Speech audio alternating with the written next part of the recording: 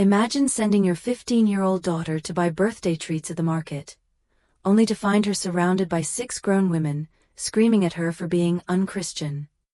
That's exactly what happened to me last week. But here's the part my ex-mother-in-law didn't expect. By the end of it, her entire church knew the truth about her perfect little family, and now she's been shamed right out the door. If you've ever wished for karma to come crashing down on the people who tormented you, hit that like button and subscribe. Because today's story? It's the definition of poetic justice. When my husband died last year, I thought the worst pain of my life had already hit me. He died in an accident, leaving me alone with our 2 daughters, 17 and 15. But what hurt even more wasn't his death. It was what came out after he was gone, the affairs, the lies, the secret children. See, my daughters were the ones who actually discovered their father was cheating. They were devastated. Imagine being a teenager and realizing not only that your dad betrayed your mom, but that he had 2 children with another woman. And then, as if fate wanted to twist the knife deeper, his mistress also died in the same accident. 2 innocent little boys were left orphaned. Instead of supporting us through grief, my ex-in-laws, the girls' grandparents, decided to wage war. They tried to take custody of my daughters. They demanded to move into my house. They blamed my girls for the affair, for the divorce, even for their father's death. Can you imagine the psychological weight on a 15-year-old girl's shoulders? They were already in therapy just to process all of this. And yet, their grandparents only saw them as pawns in their power game. Fast forward to last week. It was my youngest's birthday.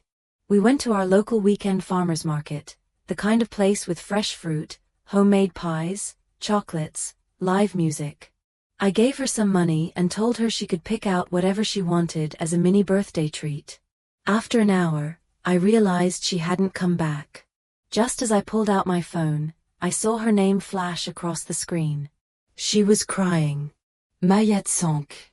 She whispered through tears, "Mom, these weird ladies won't let me leave." I sprinted with my older daughter to find her. And there she was, cornered by 6 older women, faces red, wagging fingers in her face. They were berating my 15-year-old, calling her unchristian, accusing her of being a bad daughter for refusing to see her grandparents.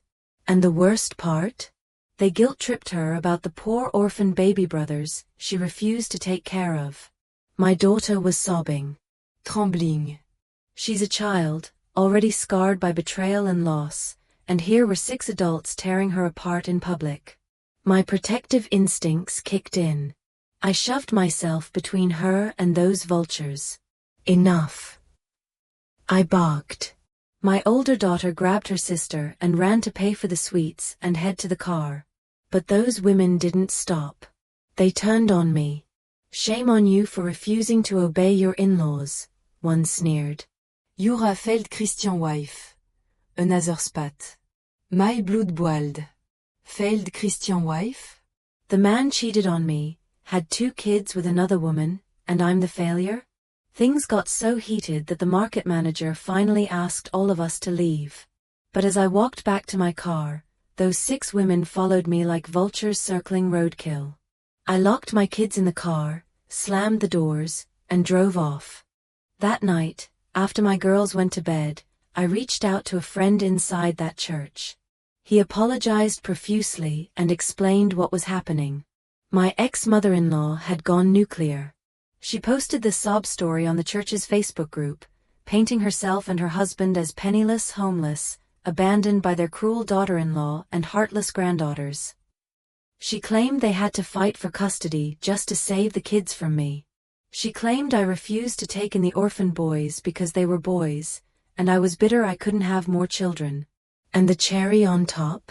She said the affair partner was just our surrogate. A surrogate. As if my husband hadn't been cheating, but rather that we had hired this woman to carry kids for us. I felt sick. This wasn't just slander, it was dangerous. They were weaponizing their church community against my daughters. I stared at my computer screen, my heart pounding. I could let it go, keep ignoring their attacks. Let my girls keep crying in therapy while their grandparents slandered them to a crowd of self-righteous zealots. Or, I could fight back. And suddenly, a calm, icy clarity settled over me. I had evidence. Photos. Messages. Emails. Proof of my husband's cheating. Proof of my in-laws enabling it. Proof of their abuse toward my daughters.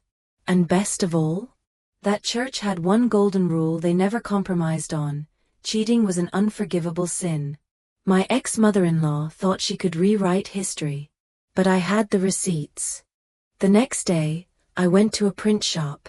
I didn't just print the screenshots, I made them beautiful. High-quality paper, crisp colors, perfectly clear text. Then I spent hours at my kitchen table assembling little binders. I made them look exactly like the hymn booklets the church handed out on Sundays. Except when you opened the first page, you didn't see a song.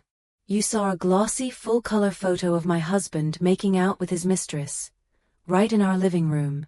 Underneath, I wrote, "John and a fair partner's name-less love story." Page after page, I laid out the texts, the emails, the messages. The ones where my ex-in-laws called my doctor bastard. The one where they said it was my girl's fault their father was dead. The messages where they pressured me to obey my cheating husband. These binders were devastating.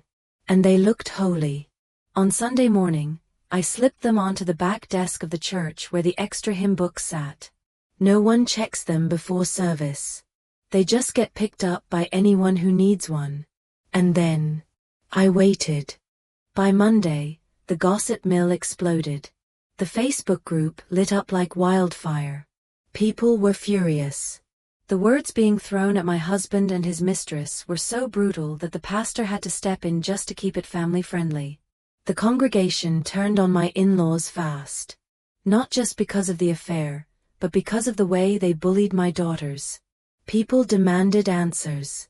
Some even sent apology letters directly to my girls, begging them to forgive the church. And my ex-mother-in-law? She couldn't handle it. She was shamed so badly that she and my father-in-law quietly stopped showing up to church. Eventually, she made one last pathetic Facebook post about how no one cares about the elderly anymore, and how she wished her great son was still alive to protect her. But here's the thing, her great son left his daughters traumatized, cheated on his wife, and abandoned everyone who loved him. The only thing he left his parents was the will, which, surprise surprise, gave them the money instead of his daughters. So no, I don't feel bad. The moment I found out my binders had done their job, I felt something I hadn't felt in months: relief. Not joy, not gloating. Just the peace of knowing that finally, the truth was out there. My daughters weren't villains anymore. They weren't broken little girls being cornered and screamed at by church ladies. They were survivors. And now, the people who tormented them had to taste their own medicine. Justice doesn't always come easy. But that Sunday? It came wrapped in hymnals. You know, people love to say, the truth will set you free. But what they don't tell you is this: sometimes, the truth also burns bridges. And when those bridges lead straight to people trying to destroy your kids, maybe it's better to light the match yourself. If this story gave you chills, smash that like button and tell me in the comments, what's the most satisfying revenge you've ever witnessed? And of course, subscribe for more stories like this. Because sometimes, karma just needs a little push.